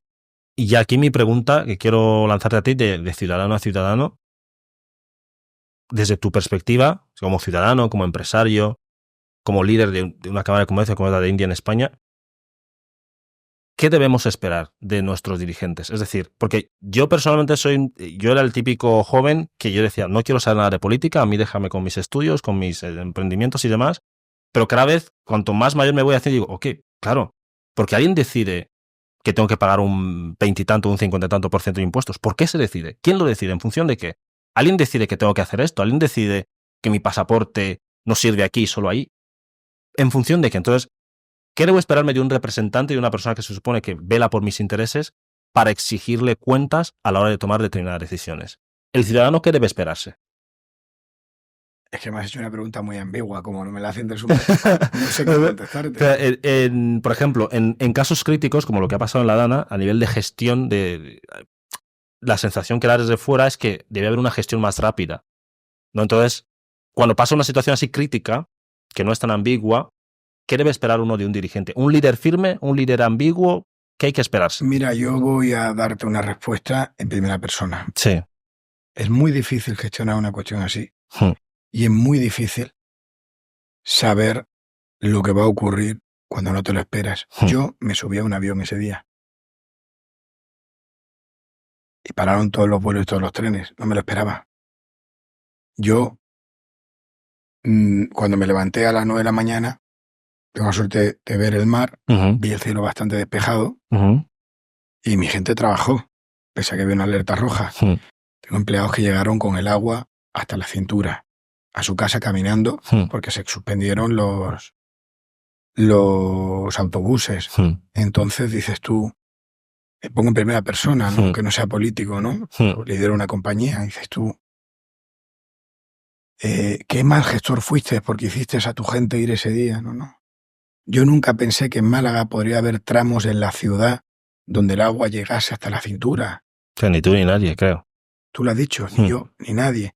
Entonces, cuando esto lo extrapolas a la política, dices tú, ¿realmente crees que los políticos quisieron dañar a la población o a los ciudadanos o quisieron favorecer las muertes? Son votos perdidos. Y son votos perdidos, da igual el color que tengas. Todo el mundo lo va a pagar y lo están demostrando, que lo pagan con todo. Claro. Yo creo que es la primera vez en mi vida que he visto a Su Majestad el Rey, quitando que le piten en la Copa del Rey, pero no le insultan. La primera vez que he visto en una situación de tensión a Su Majestad el Rey, a la gente, agredirle verbalmente. Que oye, que además me siento muy orgulloso de cómo tanto don Felipe como doña Leticia capearon la situación y se quedaron y mantuvieron en calma a la población. Y luego ha vuelto Su Majestad a la UME, con la UME, pero es muy, muy, muy difícil gestionar. Es como la pandemia, cuando la gente decía, no saben hacer nada. No, es que la pandemia, por ejemplo, fue el momento de la historia donde más fronteras se han cerrado en el mundo, ni siquiera en las 2 guerras mundiales precedentes. Entonces, en esta situación, yo no creo que actuase nadie de mala fe. La situación le sobrepasó, la gente no esperaba lo que estaba ocurriendo. Si tú, como persona, hubieses querido que tu coche se lo iba a llevar un río, ¿lo habrías dejado en la cuenca de un río? Tú también cometiste un error personal. Oye, ¿y por qué no haces autocrítica de que es que la culpa fue tuya por dejar el coche aparte de un río? Porque nadie en la vida pensó que un río fuese a llevarse todos los coches. Y ahora la culpa es del presidente de la comunidad o del presidente del gobierno de una obra que se hizo hace 40 años. La geografía, la orografía, todo ha cambiado, la ciudad ha cambiado, los canales por los que se mueve el agua. Es muy, muy, muy, muy difícil. Que podrían haber reaccionado uno antes, otros después, otros han reaccionado tarde, otros no. Pues es difícil de medir cuándo y qué información ha recibido cada uno o qué realmente ves que necesita la gente en ese momento. Porque a ti te llega información por todos lados y por desgracia también vivimos en una época donde hay muchos bulos y tú tardas en contrastar sí. La información que recibes para saber de verdad dónde se necesitan las cosas o de verdad cuál es el daño. Inclusive tú tardas en darte cuenta del daño. O sea, yo tuve una casa en Buenos Aires donde me cayó un aguacero, me taponó y yo vivía en un piso 33 Yo me levanto un día y yo estaba casado por aquel entonces, le digo a mi exmujer, suena agua, ¿te has dejado algo abierto? Y dice, ¿será la cisterna? Digo, no, suena un grifo. Salgo, pongo el pie y Dios quiso que no le diera el interruptor porque me quedaba ahí. Tenía pues prácticamente el agua por los tobillos, había estallado la carpintería exterior de la última planta y tenía una cascada cayendo por las 3 escaleras de mi casa. En ese momento caía agua por todos lados, se evacuó como se pudo el agua, se secó. Tardé un mes en darme cuenta de todos los daños que había sufrido. Y lo mismo pasa en esto también. O sea, tú el primer día pues te crees que solo se ha roto una cosa. Y conforme van pasando los días te vas dando cuenta de otras cosas que se han roto, de otras cosas que se han estropeado y de cosas que se estropean por la humedad y la condensación que se ha generado. Claro. Entonces también hay que entender esa parte de los políticos. Es una perspectiva que obviamente no es muy popular, pero yo creo que puede ser un punto de vista interesante a tener en cuenta. Es que a veces no hay que buscar el populismo. Hay que buscar la realidad y hay que hacer autocrítica. Yo también me enfadé en primer momento cuando escuché todo esto, hasta que ya vas recibiendo más información, vas viendo cosas y te vas dando cuenta de situaciones, ¿no? Ok, es que situaciones críticas a veces es complicado decidir. Y más que complicado decidir, a veces el tiempo que tardas en darte cuenta cuánto de crítica es la situación. Yo sí creo que a nivel de reacción, desde el punto de vista, yo por ejemplo lo vivo de lejos. Yo tenía una amiga allí en Valencia, y cuando vi, bueno, ella no estaba en ninguno de los pueblos afectados, afortunadamente, y estaba en la capital en ese momento. Y claro, ella lo vivió mucho más de cerca. Y la sensación que se respiraba es que cuando pasa algo así, la gente no se para. Por ejemplo, la perspectiva que tienes tú, que ha pasado el tiempo y lo ves de manera más dilatada, y lo puedes verlo desde una perspectiva mucho más general, a grosso modo. Una persona que lo ha vivido directamente, no es muy difícil que lo vea así, porque está el dolor de haber perdido su propiedad, de haber perdido a algún familiar. O sea, está el dolor ahí, esa inquina ahí de ¿qué hago? De esa impotencia de ¿cómo soluciono esto?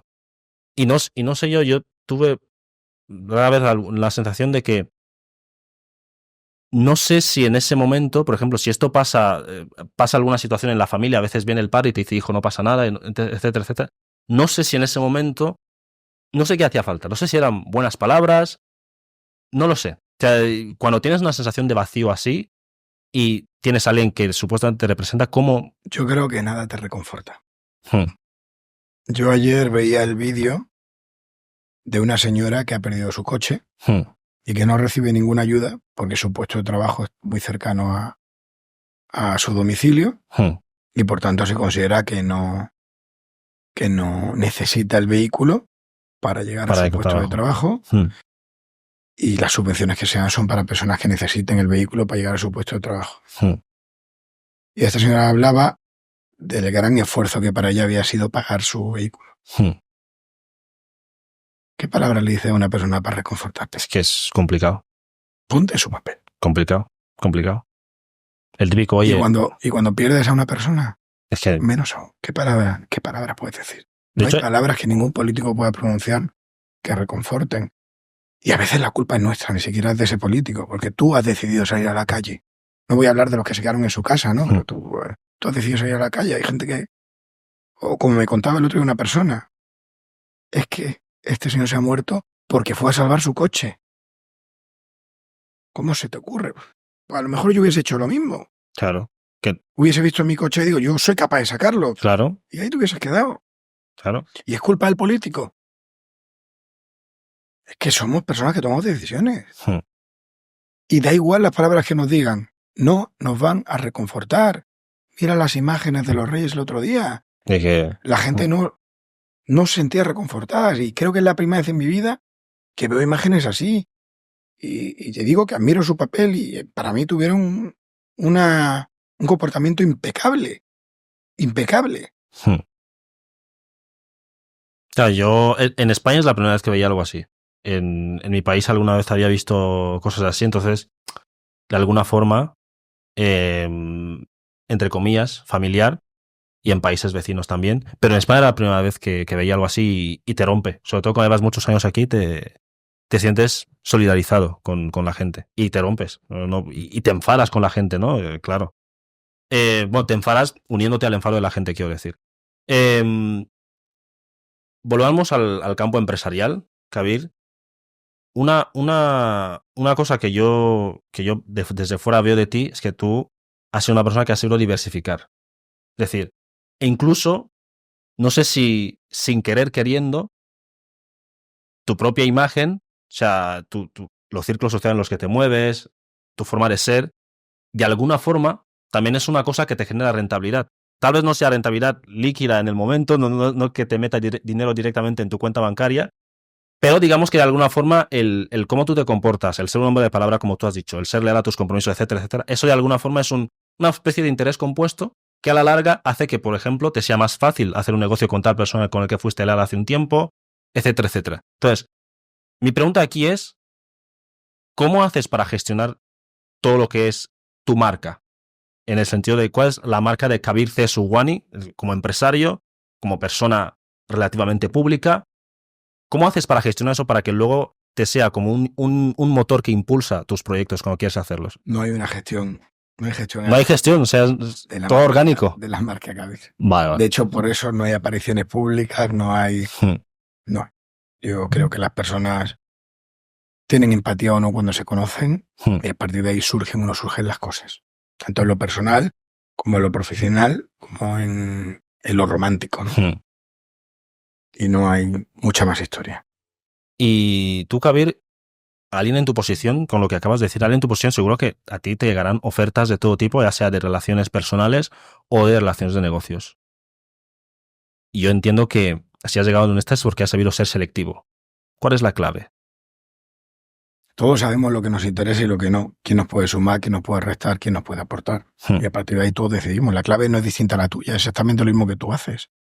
O sea, tú recibes a alguien, probablemente recibirás peticiones de gente que quiera venir a tu programa y tú decides si sí o si no te aporta algo. A veces ya es simplemente aportarte una enseñanza a ti. Claro. O es aportarte... Hay de todo. Hay de todo. Mira, yo tengo un recuerdo de una persona muy particular. Yo tendría, no sé, 11, 12 años y había un senegalés que vendía relojes falsos en el paseo marítimo de la Carihuela. Y yo todas las noches iba a la heladería, me tomaba un helado y luego me iba a hablar con él. Y el tío resultó que había sido un político senegalés que se había venido exiliado aquí. Vaya. Y oye, y fue un tío que aprendí muchísimo. Qué bueno. Cada cosa es muy particular. Tú decides de quién aprende, de quién no aprende en cada momento de la vida, quién te aporta, quién te suma, o a quién tú puedes ayudarle y decides darle una oportunidad a esa persona. Yo tengo la suerte, pues bueno, de que he aprendido mucha gente y mucha gente está dispuesta a ayudarme y a sumarme y a aportarme. Y con esto que acabas de decir de que encontrar gente en el camino que te ayude o te aporte, yo reconozco que pasé una época donde veía muchos vídeos de desarrollo personal. No sé si tú has tenido la época esa de leer libros de desarrollo personal y tal, de la manifestación y todo eso. Tuve una época donde creía que lo de la manifestación y lo del deseo era que si lo deseabas voy a decir de forma muy tonta, pero para que nos entendamos, si lo decías tan fuerte, el universo te lo da. Y me olvidé la parte en la que tú tienes que empezar a dar los pasos, aunque tengas la visión, tienes que empezar a dar para que las cosas lleguen. Así. Entonces, para un chaval que ahora mismo esté en esa misma situación, que dice, no encuentro mentores, no encuentro a nadie que me ayude, no encuentro inversión, no encuentro tal, ¿cuál es la forma correcta de decir, oye, empieza por aquí? Aunque no sea un campo concreto, pero decirle, oye, si quieres realmente tener esa atracción, que la gente se te acerque, ¿cómo te vuelves interesante? ¿Cómo te vuelves ese polo positivo o negativo de tu imán para que atraigas a gente a tu... Teniendo un proyecto real. Ok. A mí me han llegado muchísimos proyectos de todo tipo. Te pongo un ejemplo muy tonto. Yo recuerdo el día que Félix Ruiz me trajo el proyecto de 20, que fue una compañía que se vendió por 100 millones de euros. Lo recuerdo cuando Jamie me trajo Cabify con 4 coches y se convirtió en el primer unicornio de España. Y hay otras cosas. O sea, un sueño, una idea, un proyecto real. Y hoy hay una diferencia con respecto a aquella época. Hay muchos business angels que entran en inversiones y que te ayudan. Pero el problema es cuando tú vienes a vender algo que me han llegado también proyectos, al hilo de lo anterior, que no cierran el círculo.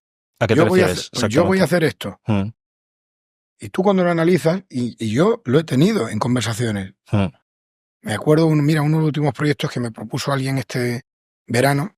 mm. Voy a comprar un terreno, voy a montar cabañas y voy a alquilarlas como si fuesen vivienda a largo plazo. Digo, la legislación que hacemos. Si hago una cabaña de madera, ¿quién me va a decir nada? Haz una cabaña de madera donde te dé la gana. Tío, venía con un plan de negocio sin haber estudiado la legislación. Era inejecutable. Entonces, lo primero es tener una idea, conseguir validar esa idea y que realmente se pueda llegar a cabo. Y yo estoy seguro que la financiación se encuentra. Okay. El problema es cuando perseguimos un sueño irreal. ¿Cómo hacemos la diferencia? Porque cuando tú tienes un sueño, es como tu bebé. Es decir, te enamoras de tu idea. Nos pasa mucho cuando emprendes, ¿no? Te enamoras de tu idea. ¿Cómo diferencias que mi idea es un simplemente sueño fugaz o es algo que puede realmente rentabilizar si puede ser algo tangible? Lo primero no es pensar si se rentabiliza o no, porque si ahí me dices hace 30 años que Facebook iba a ser rentable, yo me río. Ok, entiendo. Y mira lo rentable que es. Y era una aplicación para subir fotografías. Mírala ahora. Pero lo primero es que sea ejecutable de verdad. Okay. El mundo va cambiando y lo que era inejecutable ahora es ejecutable. O sea, que sea ejecutable, cumpla la legislación, que tenga un fin y un uso. Y eso todos lo sabemos. Es decir, tú eres de otra generación, pero yo vivía en una generación donde descargábamos la música gratis. Y recuerdo que un primo mío me dijo, vamos a montar una plataforma para cobrar por la música. Yo le decía, ¿quién va a pagar por la música si te la descargas en aquella época Napster gratis? Oye, mira los números de Spotify, mira los números de YouTube. El mundo cambió. Guay. ¿Qué pasa? Claro, también está, como tú dices, el tema del timing, ¿no? De saber el momento correcto. Pero yo creo que ahí entra mucho la suerte, ¿no? Porque, claro... Como lo decía, no recuerdo si decía que era un 93 o un 97% de un negocio era la suerte. Claro, que... Y el resto era tu empeño en sacar adelante las cosas. Porque recuerdo, por ejemplo, la historia de YouTube, que había muchas otras empresas y proyectos que habían intentado hacer lo que hacía YouTube, pero coincidió que YouTube llegó al mercado en un momento donde el ancho de banda era el correcto para que pudieran cargar los vídeos. O sea, el timing perfecto. No lo habían preparado, pero era como para ellos. Es una pasada. Y hablando de eso, del timing, ¿cuándo notaste tú que era el timing perfecto? Sé que tú vienes de una familia de empresarios y demás. ¿Qué era el timing perfecto para empezar tú el grupo Sanker? Porque podías haberte apalancado a los proyectos familiares. Pero sí, yo vendía mis juguetes cuando tenía 8 años. O sea, yo nací así, a mí... No, esto no fue una decisión de creo que voy a hacer esto. Eso surgió solo. ¿Tuviste una necesidad o ya, digamos que como...? No vine, o sea, yo empecé asesorando compañías, como te decía, empecé intermediando, seguí intermediando y de repente, pues, me vi que ganaba dinero y que oye, yo quiero ser el jugador principal, no quiero ser el jugador secundario. Vale. Y fui a buscar socios, y así surgió. Es que toda mi vida he tenido la suerte que ha sido de una manera muy orgánica. Toda. Y por lo que has comentado antes con el tema de Cabify 20, entiendo que estás invirtiendo en otros proyectos. Ahora mismo no. Ahora mismo no. Yo procuro invertir en lo que entiendo. Alguna ficha he puesto como todo el mundo, pero procuro invertir en las cosas en las que comprendo, ¿no?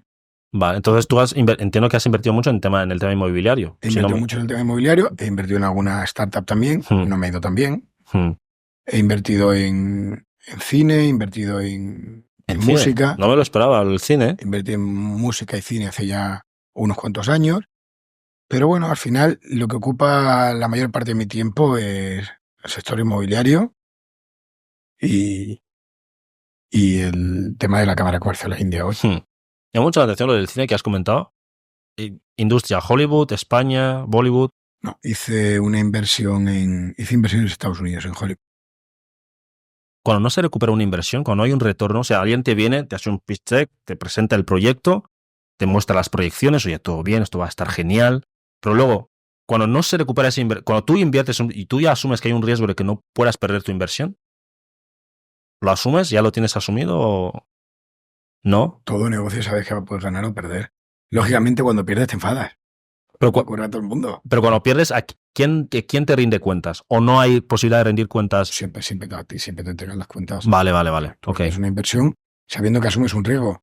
Lo que pasa es que no sabes hasta qué punto puedes tener buena o mala suerte. Vale. Sobre todo, mira, las inversiones en música y en cine, salvo que es algo muy concreto, y hacer una gira de Madonna.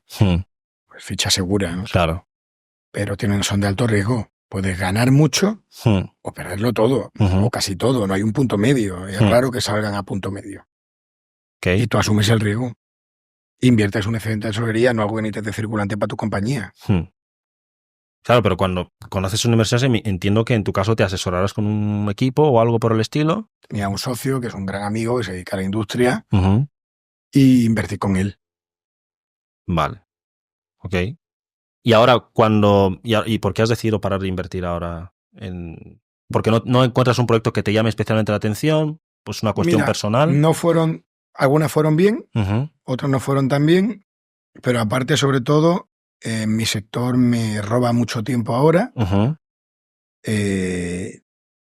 y no tengo cabeza ni tiempo para estar en muchas otras cosas y creo que tengo que estar centrado en la estrategia corporativa de Sankar y tengo que estar centrado también en el desarrollo de las relaciones entre España y la India.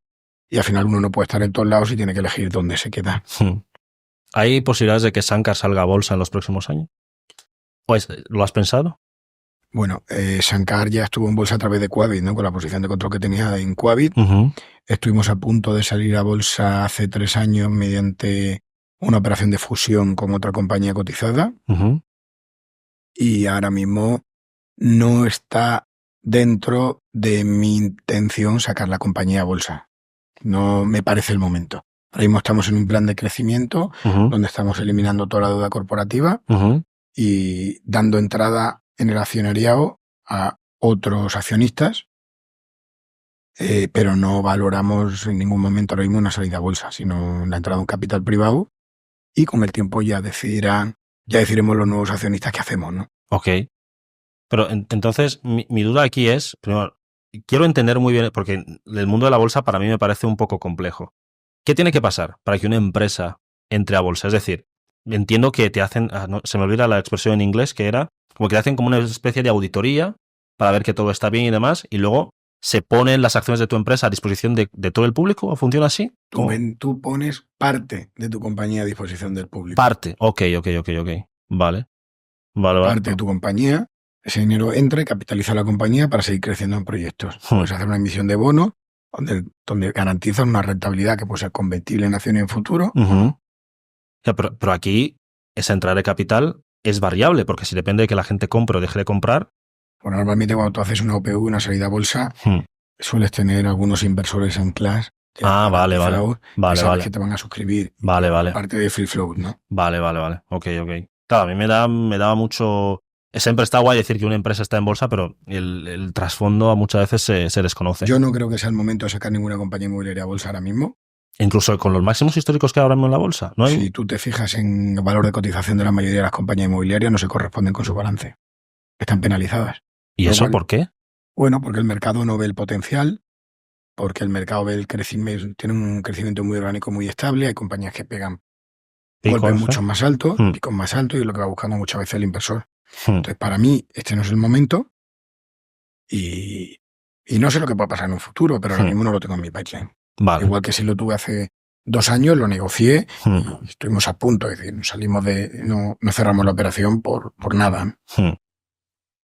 Kabir, hablando de eso de encontrar los momentos perfectos, yo sé que tú eres muy celoso de tu vida privada. Me gustaría saber, claro, entiendo que yo sospecho, corrígeme si me equivoco, sospecho que eres una persona que tiene como una vida muy activa, bastante activa, porque viajas mucho.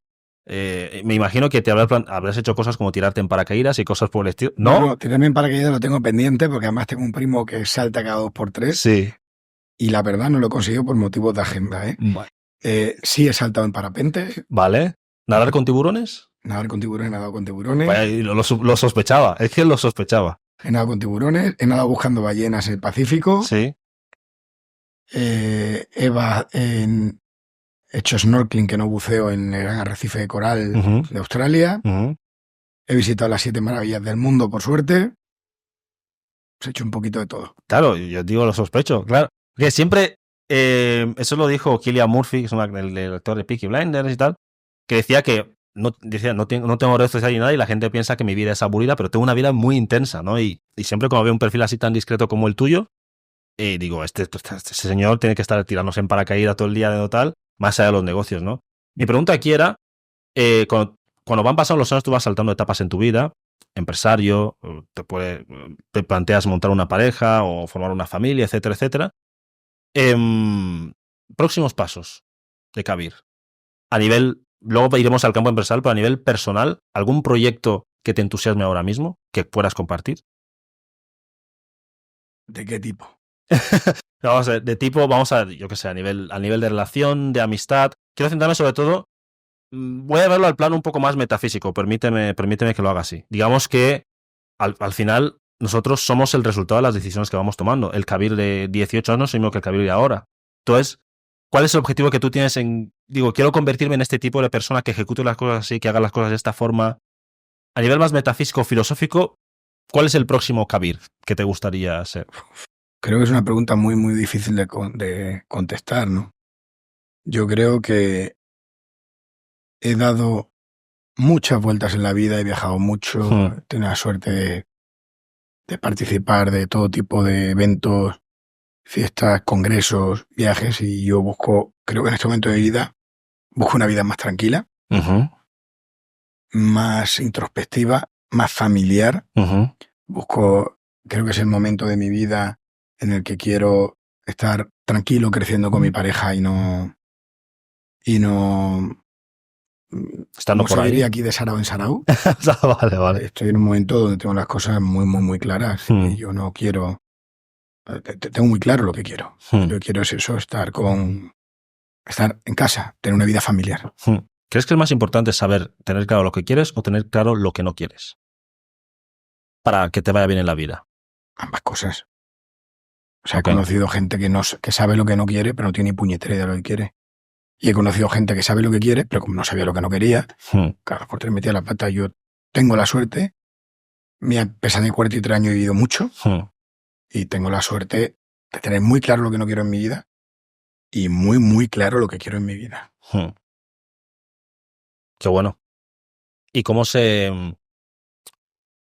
me gustaría que alguien como tú dijera a un chaval joven que nos esté viendo ahora mismo, incluso a mí mismo, cómo se tiene esa claridad? Porque la cultura general que hay es que cuando eres joven o estás en la universidad y tal, es el momento de hacer fiesta, de ir tal.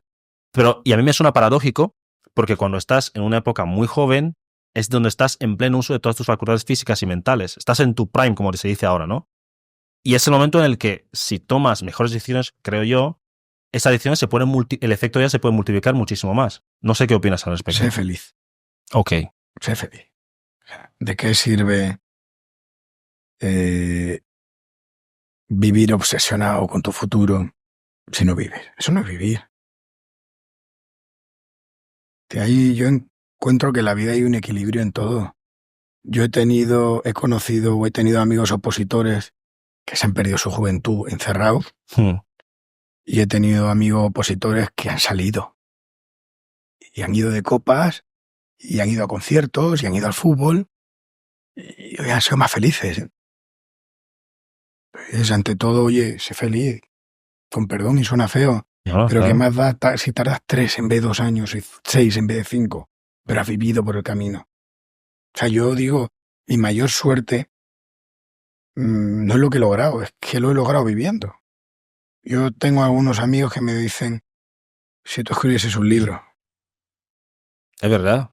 ¿Próximo libro de Kabir habrá? No, ni siquiera no se plantea en el horizonte. No me lo planteo. Pero oye, sería interesante, ¿eh? He tenido la suerte de, en el camino de mi vida, haber vivido muchísimo. Muchísimo. De todo. Yo me acuerdo cuando, pues mira, se nos retira Rafa Nadal aquí en Málaga este fin de semana, y cenaba antes de ayer con Feliciano López, que es el director del torneo, y le contaba cuando yo formaba parte del equipo que organizó el máster de tenis de Málaga, por allá por 2004-2005, fue la primera vez que Rafa vino a Málaga. Vaya. Y en mi camiseta, y en mi despacho, yo tengo todavía una camiseta de Rafa firmada y dedicada con la que ganó el primer máster. Qué Dices tú, bueno. ¿cómo ha pasado el tiempo? Y le decía yo, Félix, ¿te acuerdas? En aquella época no éramos amigos, empezábamos a conocer. Que yo entraba, salía del vestuario, me iba, Rafa venía en mi coche, yo me iba en tal. Y dices tú, oye, las vivencias que he tenido, ¿no? En todo, pero lo he vivido todo. Claro. Y creo que eso es tan importante como llegar habiendo vivido.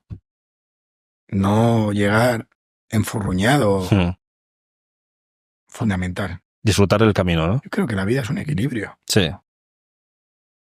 Lo que digo, si un presidente de gobierno tiene tiempo a hacer deporte, no lo vas a tener tú. Pues entonces no nos engañemos.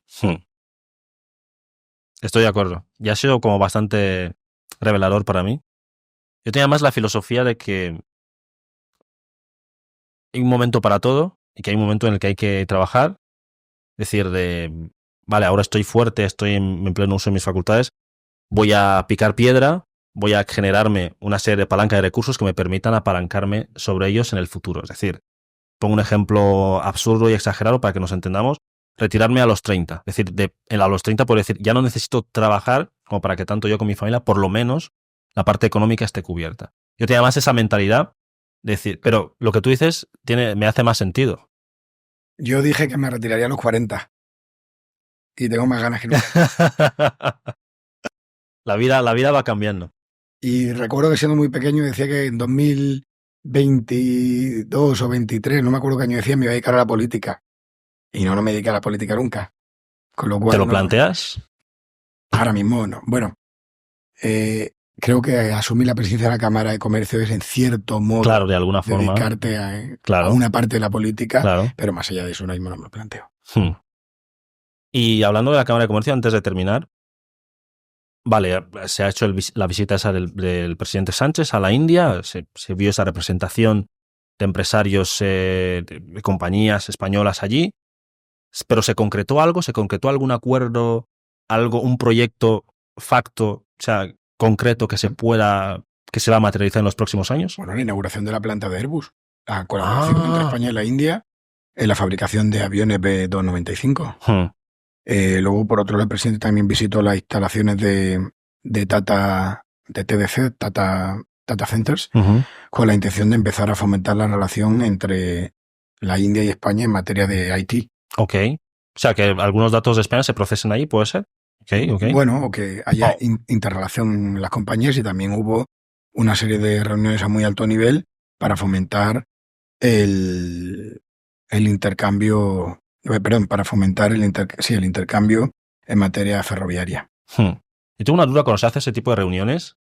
Yo, cuando las veo por la tele, digo, bueno, el presidente ha ido, se ha hecho la foto y demás, pero luego las reuniones de verdad, donde se cierran los acuerdos, las habéis tenido los empresarios. Que sabe, bueno, y que el presidente, o realmente el presidente es un ejecutor. El presidente participa de determinadas reuniones, los ministros participan a veces de las mismas y a veces de otras reuniones, y los altos cargos de gobierno también. Es decir, muchas veces muy importante el confort que el gobierno dé en una operación de este tipo, sobre todo en dos países que son desconocidos y en aspectos que son estratégicamente importantes. O sea, otro de los temas que el presidente fue a impulsar fue intentar que España se lleve el contrato de la India, que España consiga ganar el contrato que está licitando la India de submarinos, al cual se ha presentado Navantia, que los dos finalistas son Alemania y España hoy.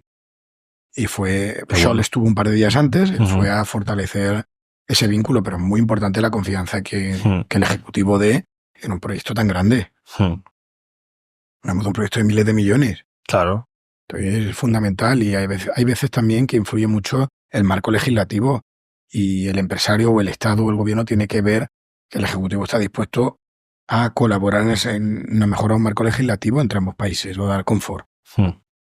Y ya para terminar, Kabir, sé que eres un hombre ocupado y has sido muy generoso con tu tiempo hoy con nosotros. Yo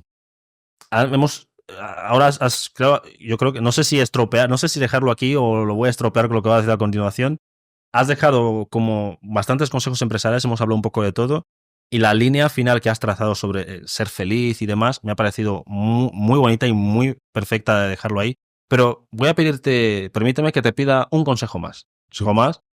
Que sea fácil. Que me parece que no va a ser.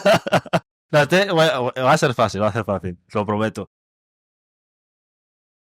Pongámonos Kabir de 18 años versus Kabir de ahora.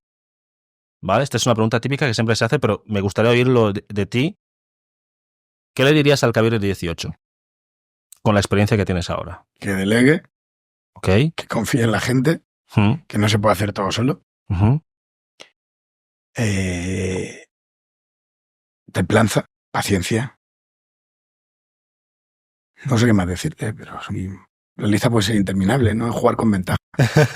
¿Qué importancia tiene la paciencia? Que mucha gente me lo dice, pero ¿qué importancia tiene real? Fundamental. Y sobre todo, no solo la paciencia, el tener autocontrol, el tener templanza. Muy, muy, muy importante.